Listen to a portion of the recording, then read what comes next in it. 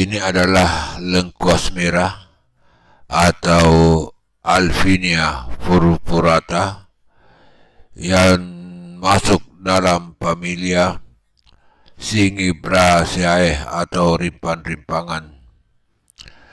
Tanaman ini berupa semak, berakas rabu, batang semu, tegak, dan mempunyai daun tunggal yang duduk dalam roset akar.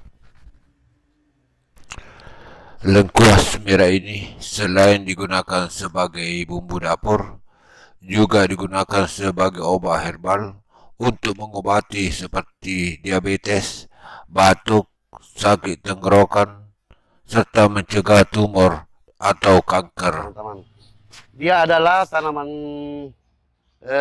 lengkuas atau laos. Jadi yang membedakan di sini dengan tanaman-tanaman lengkuas yang biasa kita temui, dia adalah lengkuas merah. Jadi kondisinya seperti ini, dia berwarna merah, dia punya rimpang berwarna merah teman-teman, dan kondisi tanamannya dia sedikit agak pendek dibanding dengan lengkuas atau laos yang umum.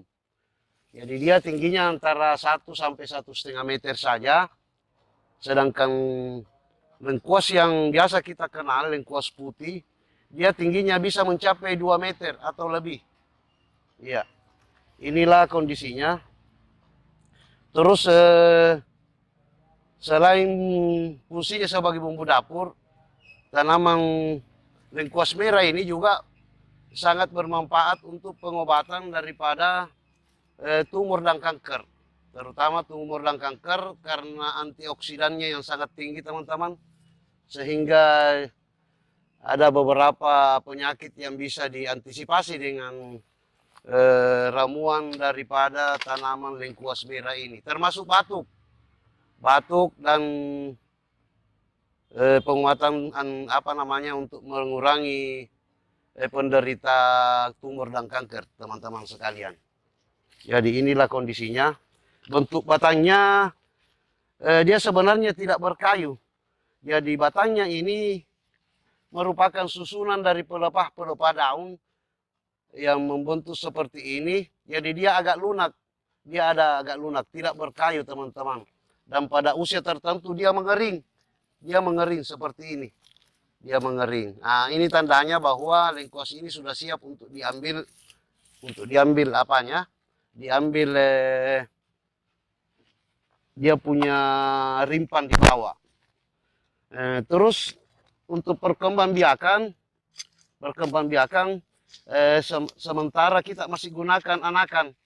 Jadi kita masih menggunakan anakan teman-teman. Selama ini kita gunakan anakan, pecahan ya seperti ini. Nah, ini adalah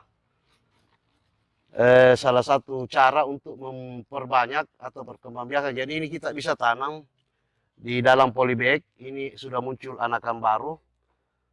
Nah, satu induk dengan beberapa titik tumbuh ini kita tanam kembali di polybag teman-teman. Jadi ini salah satu cara perbanyakannya. Iya. Jadi kita ambil saja.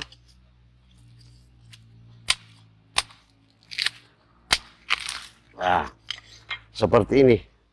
Nah, ini adalah bentuk bibit yang akan kita tanam kembali untuk dijadikan pertanaman baru, teman-teman.